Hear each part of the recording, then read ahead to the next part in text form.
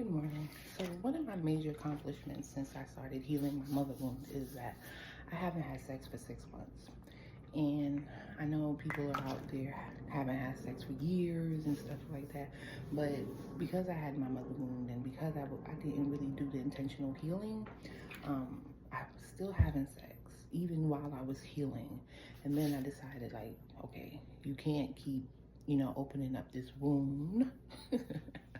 This womb for random niggas anymore. Like, you need to really come to a middle ground where you need to stop doing that, right? So I stopped. One of the main reasons why I stopped was because it just wasn't hitting anymore. Like, it didn't give me any type of happiness. It didn't give me any, it didn't make me glow. It really just bothered me more than actually not doing it. So I was like, you know what, this is not really hitting it. Plus I was dealing with niggas that really didn't care about me. So I had to like shut the door on that, you know what I mean? I was a boy crazy woman, like loved me some men. And they weren't even men, like growing up with a mother wound, your mother did not teach you how to deal with men or vet men or whatever. They did not teach you how to be in relationships. They didn't teach you how to be a woman, or at that most, you know what I mean? So you live and you learn, right? So it's been 6 months for me since I haven't had sex. My last relationship, it really like my body rejected him. My body totally rejected him. And thank God for like TikTok and YouTube for females just being clear with the signs of, things that are happening to us, as we're going throughout these relationships. Because I've been in a 9-year relationship and I was being drained, literally drained. Like, I was in college, I was trying to become a nurse, I was trying to do a whole bunch of things, but this individual that was with me was just like a dead horse. Okay, I was carrying a dead horse during my 20s, and I was just like, this gotta stop.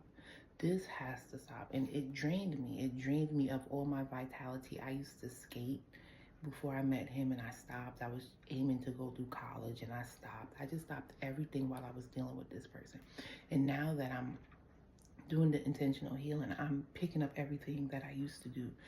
And I think it's a perfect time. I don't want to say I wish I did it earlier because I didn't know better. I thought I was doing the right thing during those times, but it's a perfect time that because of the goals that I actually have set for myself. You set goals for yourself when you're in your 20s, and then in your 30s, if you are mindful enough, you set new goals for yourself. So now that I have new goals for myself, it's a perfect timing. You could be mad that the time has elapsed and you didn't do what you wanted to do in your 20s, but now you're in your 30s, so you got different goals. And it's time to like focus on those goals. So therefore, not having sex at this moment, being celibate for the past 6 months, is a goal of mine that I am really proud of. Like, I'm proud of it because if I continued, I would still be seeking validation from people, seeking attention from people, not knowing my worth, just being stuck and stagnant if this person didn't call me or didn't check for me or didn't, do certain things. Like, I really analyze what it means to be in a relationship with somebody. They are not your possession or anything like that. They're not your little play toy or whatever. They still have a mind of their own and they still want to do whatever they want to do. So therefore, those are certain things that you're going to have to deal with when you're in a relationship with another individual who you don't see eye to eye who you don't see eye to eye with yet, because you haven't had those talks, right? When we was in relationships with other in the past, the reason why these relationships didn't work is because we didn't have those conversations.